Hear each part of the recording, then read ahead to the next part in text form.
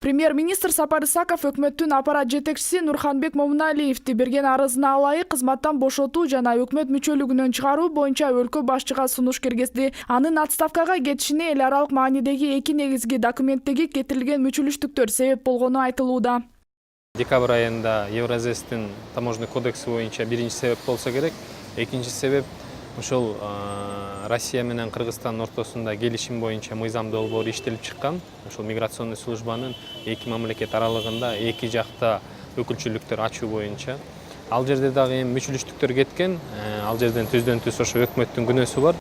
Өкмөттүн кадрдык сапаты төмөндүгүн көрсөтүп атат да.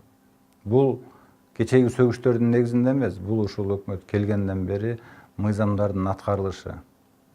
Өтүп аткан мыйзамдарды же болбосо өкмөт алып келген мыйзам долбоорлорунун көп кемчиликтер менен келип аткандыгы. Ошол эле кечээ Момуналиевдин деле кеткендиги ошол болуп атпайбы, жанагы ЕАЭСке кирип аткандагы биздин кодексте датаны туура эмес аныктап койгондугу.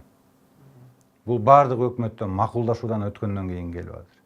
Ошол эле мына биз азыр чырылдап жөлөк пулду карадык. Жөлөк пулду да былтыр ошо күзүндө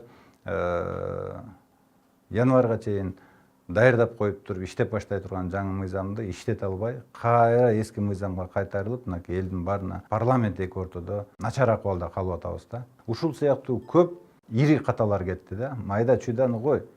Мындан тышкары өкмөт башчы 4 министр жана 3 агенттиктин аткарган жумушуна нааразы болуп катуу сөгүш жарыяласа, дагы 4 статкатчыга эскертүү берди. Сапар Исаковдун министрлерге карата көрүлүп жаткан чаралары жумшак дешет серепчилер. Замандын талабына ылайык ишин так аткарбаган министрлерди жумуштан алуу зарыл.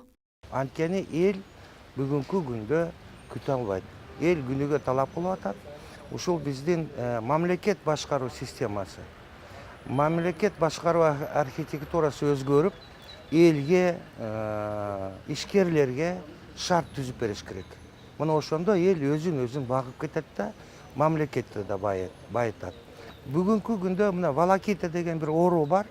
Ошол волокита менен көп министрликтер алек болуп, ошонун негизинде коррупциялык схемалар туулуп атат да. Бүгүнкү күндө тез арада ошол системаны, мамлекет башкаруу системасын ичиндеги кадрларын баардыгын кайрадан карап, ошол эффективдүү, тажрыйбалуу кадрларды коюш керек деп ойлойм. Сапар Исаков жетектеген өкмөт былтыр 25 августта түзүлгөн. Ал жаштардан жана технократтардан курулган өкмөт катары сыпатталган эле. Жаңы өкмөт түзүмүнүн келгенине 8 айдан жүзү болгонуна карабай, айтылган сөздөн кетирилип жаткан мүчөлүштүктөрдөн башка аткарылган жумуштардын башы көрүнбөйт дешет саясаттануучулар. Наргиза Бекжанова, Чыңгыз Айбашев, 7 канал, Бишкек өкүлчүлүгү.